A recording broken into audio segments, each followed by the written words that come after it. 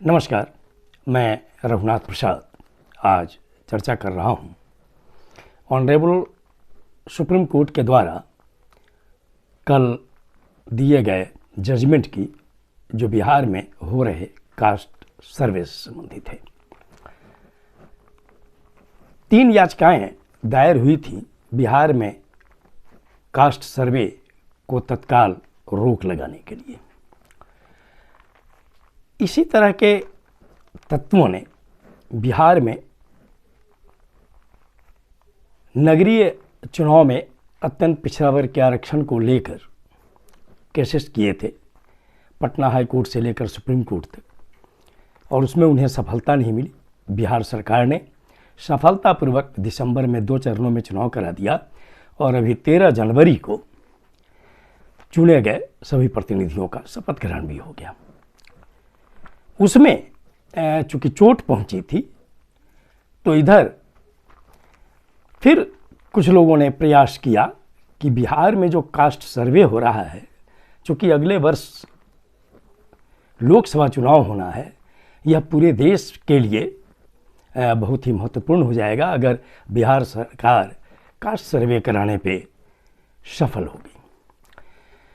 हम लोग सभी जानते हैं कि 2 बार बिहार विधानमंडल ने सर्वसम्मत प्रस्ताव पारित किया था और सर्वदलीय सहमति थी बिहार में कास्ट सर्वे कराने के लिए, ताकि सभी जातियों की गणना स्पष्ट हो जाए। 3 याचिकाएं थी। एक याचिका एक एनजीओ के द्वारा दायर की गई थी। एक याचिका बिहार के नालंदा निवासी, जहां से बिहार के माननीय मुख्यमंत्री श्री नीतीश कुमार जी आते हैं, वे थे। श्री अखिलेश कुमार की याचिका में कहा गया था कि यह गणना संविधान के मूलभूत सिद्धांतों का उल्लंघन है।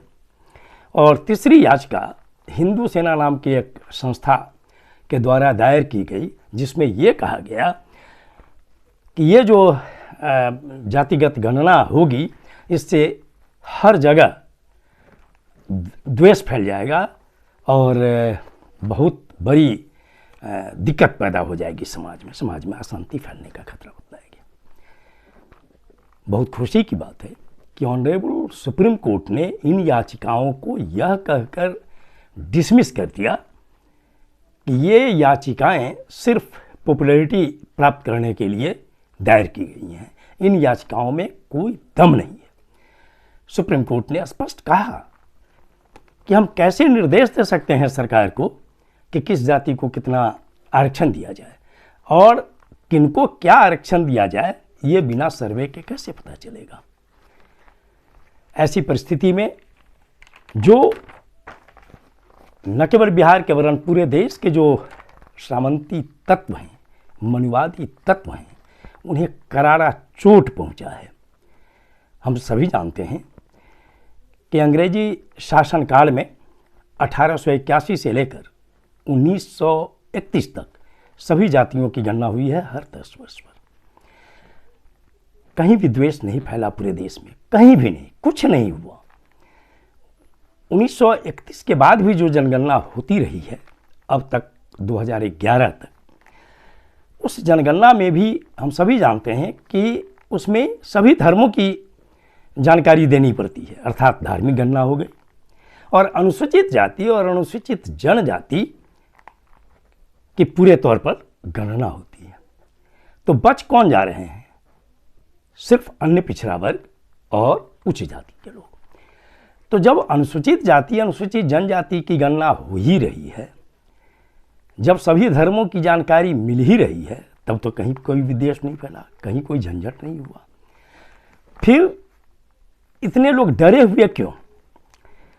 सिर्फ डरने की बात यह है कि जो ही अन्य पिछड़ा वर्ग और उच्च जातियों की गणना हो जाएगी बिहार में, तो ये पता लग जाएगा कि किनकी कितनी संख्या है, और जिनकी संख्या बहुत ही कम है वो मलाई का कितना अधिक हिस्सा खा रहे हैं सरकारी नौकरियों में, सरकारी शिक्षण संस्थाओं में, बड़े बड़े पदों में।